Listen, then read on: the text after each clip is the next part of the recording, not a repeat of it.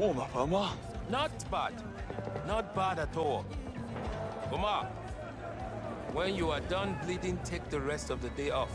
Welcome to today's video. I will be reviewing 007 First Light for the PS5. A disclaimer that this review will have some slight spoilers. I will be mentioning specific parts of gameplay or narrative, but we'll try to keep these limited to opening segments so the rest of the game is not spoiled if you haven't played it yet. For other parts I will be speaking generally, just so I don't spoil anything in particular. Also, this game has a hefty warning for flashing lights and images that may cause seizures. I've tried very hard not to include any footage that might induce such reactions in my review, but please be careful and be aware of this warning. As always, if you don't have the time or patience, skip to the end for the too long didn't read section to see the final rating and whether this game is worth your hard-earned money. Otherwise, let us continue. 007 First Light is described on IO Interactive's website as, quote, a thrilling narrative action-adventure game developed and published by IO Interactive. Those three words sum it up perfectly and in that order: narrative, action, adventure. If I were to break this game down to its core, it would be broken down into thirds, and one of those three words would encapsulate a part of the game. Usually I would talk to gameplay first, but with the nature of First Light as a game and considering the IP involved, I'll start with discussing the quote-unquote cinematography. Now, I know this isn't a film, but when you're creating a video game of this scale based on a character that's well known in film, it's no surprise the game itself would be cinematic. When I use the word cinematography, I use it to allude to several areas of the game that combine to give this game a cinematic feel. The way the camera is positioned, the transition between cutscenes, scripted moments, and free gameplay. Not part of cinematography, but I'll also touch on the soundtracks and audio and how that also combines to help with the cinematic feel of the game. It's all those elements adding up to make the experience really feel like you're in a 007 movie sometimes, and not just playing a 007 game, if that makes sense. With these types of games, you can sometimes get a bit of fatigue with cutscenes, but since the transition between gameplay and scripted moments are pretty seamless, I found myself staying right there with the narrative, whereas with other games, I will tend to clock out a little bit at certain points because the transitions between gameplay and cutscenes are so much defined that naturally I go, okay, this is a section where I can put the controller down for a bit and just chill. A great example of First Light blending game and film is the early section of the game where Bond is going through training. And like movies, they do a montage of the training, but interestingly, instead of making it a straight up cutscene or making it a segment of gameplay where you go through training missions over a period of time, they mash the two together. So it feels like a training montage in a film, but we're also learning basics of gameplay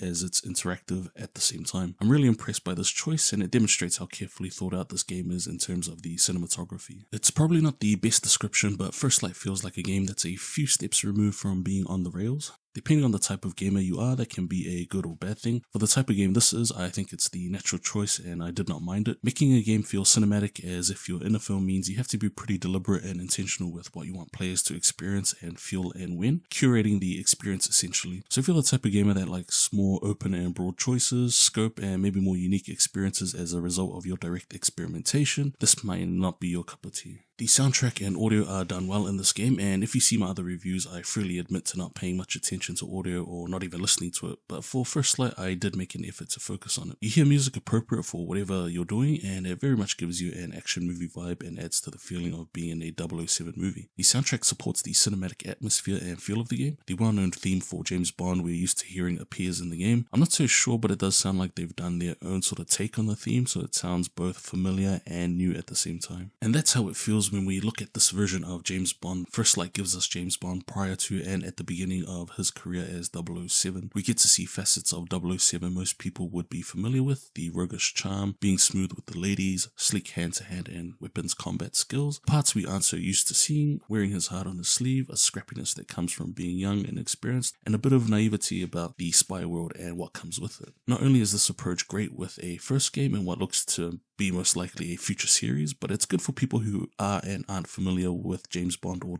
007. Playing a young Bond new to working as a spy lets us discover this new world at the same pace that Bond does. An older, more experienced Bond wouldn't work as well in this situation. For example, going through Q-Lab for the first time, we're just as amazed as Bond is with what he's being shown because it's all new to him too. I can't even say the world of First Light because it's more of a world inside of a world, if that makes sense. But during the game you get to wander around the headquarters and look at different areas and speak with different characters, and it feels like a world within a world. For example, there's a whole department that deals with fabricating stories for the media to cover up the true events of recent operations. You meet a character that deals with the costs of the damages done during missions and how they view your heroics when it includes huge damage to public property. One of the more well-known and represented parts of 007's world is the lab or Q-Lab. Here's where Bond gets his gadgets and equipments during the game. Often you're asked to test new gadgets, and before you go on missions you get to select which gadgets you can take with you. We'll come back to this gameplay side of the gadgets later. I really like how they made the lab feel like a proper place with people just working there. You can wander around the lab and see different gadgets being tested and chat with different people. For anyone that's watched a Bond film, no doubt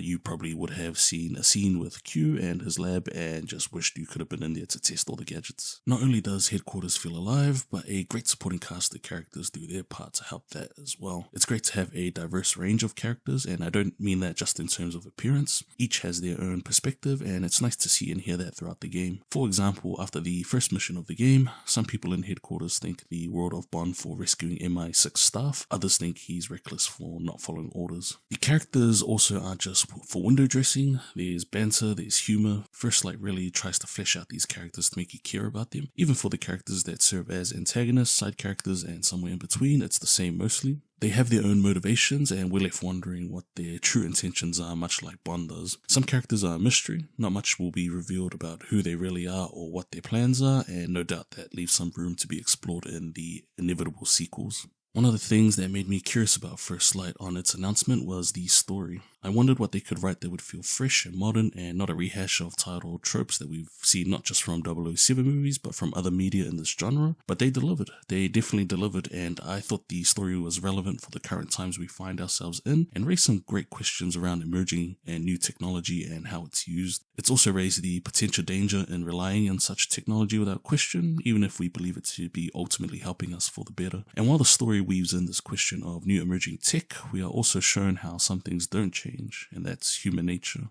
Bond is exposed to a lot of different characters and how living in the spy world has affected them. Part of Bond's challenge is accepting the reality of the spy world he now inhabits without letting that change him. You can see him carry the consequences of major events in the game that become cornerstones for his origin as an agent. Throughout the game, First Light does really well to show you why this game is named First Light. There's just moments throughout where it's more subtle and others where maybe a bit more on the nose, but I love this, and again, it shows and demonstrates the thought put into this game's story and cinematography. Before I head to gameplay, I do want to mention the choice of environments and locations. As we go through story mode, we visit a variety of places and different settings. We go all the way to remote locations with military bases, to nightclubs, to luxury retreats, and so on. I really like that each location offers up different opportunities and affects the way you approach a given level. Each location is a different chance for Bond to assume a different identity or use a different cover story. It doesn't get too spicy though. I can imagine there'll be some situations that'll be quite amusing, but this isn't that type of game. However, if anyone out there wants to do some parody narrative action adventure games along the lines of Austin Powers, I'm first in line to review. It's also visually diverse, having these different locations, and nice to see just a variety of not just the environments but weather as well. It's not just military base in snow after military base in snow after military base in snow. Now let's head into the gameplay and the game's features. The main mode of First Light is the story mode. Story mode is made up of chapters, and each chapter is then made up of parts. Some chapters can have as few as 3 parts, and other chapters could be up to 10 parts sometimes. These parts are also markers for major moments. If you want to replay a certain portion of a chapter, the parts are great for skipping the sections you don't want to play through and get to the parts that you do. The checkpoint system in this game is really good. I can't recall any instances of when I've died and had to replay a significant portion to get back to where I was. This helps prevent frustration, which I'll touch on in a bit. In total, completing the story mode took me about 20 hours, give or take.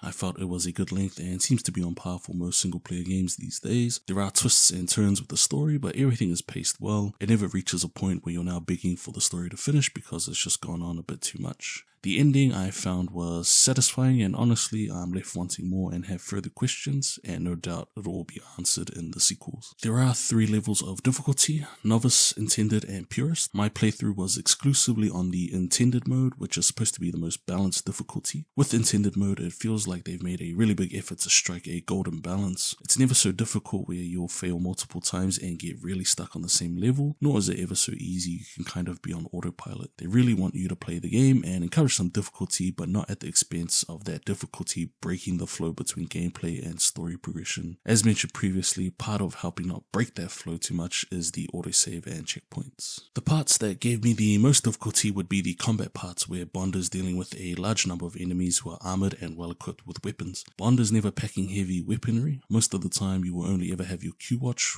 which we will discuss a bit more later. So this makes combat situations exciting. You'll have to be at the very least engaging in stuff at the beginning, and then from there you can kind of get into open combat or remain stealthy. Often I would opt for stealth and then open it up to open combat if necessary. There are other elements that feed into the difficulty aspect of this review, but I'll come back to them as they're also tied into the gameplay side of things, which I'll cover a bit later. The enemy AI is well implemented. The AI does try to progress and corner you when you are in these combat scenarios. They don't just sit and take pot shots all day. If you do sit in one spot, they will try to flush you out with an explosive or flashbang grenades. A lot of cover is also destructible. These elements force you to be aggressive sometimes and push up so you're not boxed in and can be behind better cover. And the fact that they try to move up and flank you means that you must check your flanks and blind spots, which adds another layer of consideration when you're in open combat. The other mode available in First Light is Tactical Simulation. This mode offers you a variety of challenges to complete in the fastest time possible. Really great for those that are into running trials or like to do speedruns. Your gadgets in story mode don't carry over into the Tactical Simulation mode. Instead, your results from the challenges earn you in-game currency you can use to purchase gadgets or outfits to then take into the challenges. I don't really play these modes, but I did try it out for a bit to see what it's like. This mode can easily extend your playtime another couple of hours, and from what I can see, it seems they will be adding more challenges over time. Potentially, this could be something that tied you over between DLCs and the inevitable sequel. Action gameplay in First Light is broken up into stealth, unarmed combat, scripted action moments, and platforming. For the most part, the game executes these elements really well, and I'd say they rather give us really polished versions of these elements rather than dishing up anything new, so to speak. And like I've mentioned in previous reviews, there's nothing wrong with that. We don't need to reinvent the wheel every time. Sometimes executing or improving current ideas can be the best approach. So stealth in First Light is familiar and what we've grown accustomed to in other games within this genre. Hiding in tall grass, hiding behind waist-high objects, luring enemies, being able to perform takedowns, and you get the idea. Stealth works great, only a few times here and there where I had an issue. For example, sometimes it felt like I stunned an enemy with a gadget or environmental object, and then it's as if I initiated the takedown too early. When I tried to take them down, because I assumed they were stunned, the game would then just treat my takedown attempt as a normal punch for whatever reason, and somehow now the enemy is no longer stunned and good to throw hands. The few times this happened, it meant I wasted resources trying to be stealthy when I could have just started throwing hands from the start and saved my resources. That's a minor gripe from me though, but not a big deal for stealth. I do like that if you are spotted by enemies, you can contain the situation before it gets out of hand. It's nice that even if stealth fails at a portion of the level, you can attempt stealth again, instead of games of the past where once an enemy is alerted, the entire building is alerted and every enemy is on you like white on rice. When stealth fails, you will go into hand-to-hand combat, and it just feels okay to me. The combat system is very Arkham-esque. You do normal attacks, you can parry, dodge, counter, and can grab someone to throw them. When possible, you'll also be able to perform a finishing move on an enemy that's stunned or significantly hurt. Enemies have basic attack patterns and attack type, normal attacks that can be interrupted or dodged, attacks that must be parried, and then attacks where you must dodge. You can also make use of objects around you like mugs, bricks, or anything that can be thrown. This stuns enemies and is a good way to deal with someone very quickly when you've got multiple enemies, or if you've got a tougher enemy that's more durable. You can also do environmental finishes, smacking people into walls, throwing them off an edge, or pushing them into an electrical hazard. These are pretty satisfying to see and execute. It does feel like more could have been done with the hand-to-hand combat. More styles maybe could have been unlocked. There's a lack of enemies using weapons like knives or blunt objects. Curiously, there are no multi-takedowns either, or being able to take an enemy as a meat shield and so on. Attacks from enemies also feel a bit floaty sometimes. It's just lacking a bit of sharpness and polish that I would have loved for this game. Scripted action moments are made up of elements like quick time events, car or on-foot chases, and big shootout sequences. The quick time events are pretty standard, nothing too complicated.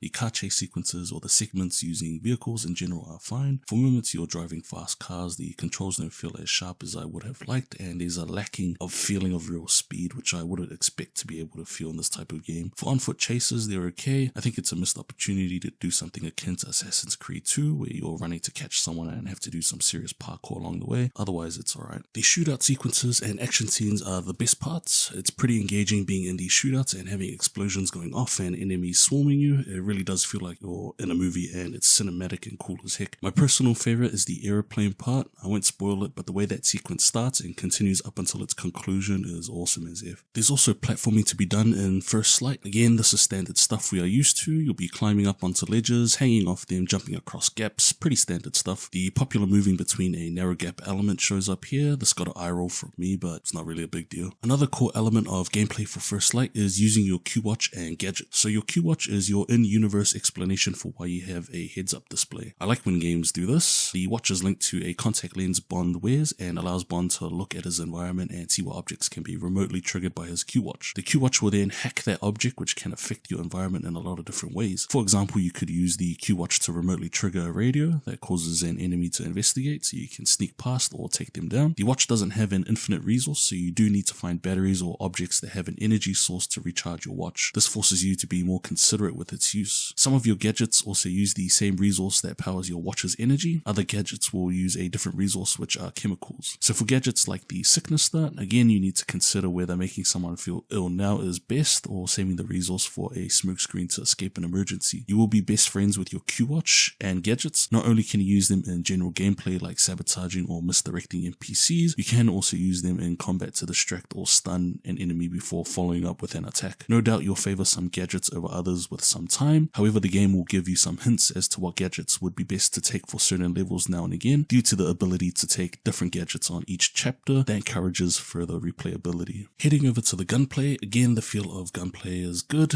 Guns pack a punch and hitting enemies feels satisfying. You'll have the opportunity to do some gun combat during the game, but if you're wanting to do quite a bit of that, you will be disappointed in the sense that these moments are dispersed through the game and not something you'll be doing constantly. You'll spend more time gathering intel, being in stealth, and being an actual spy, that sort of thing. There's a good variety of guns to use, sidearms and more heavy weapons. The one thing I didn't like with using weapons was a lack of shoulder swapping. There were some parts where it would have been great to swap shoulders and perspectives, but since you couldn't, it felt like you were being disadvantaged. Due to your enemies failing to take extra ammo, you'll find yourself in a loop of dispatching enemies but then needing to secure another gun.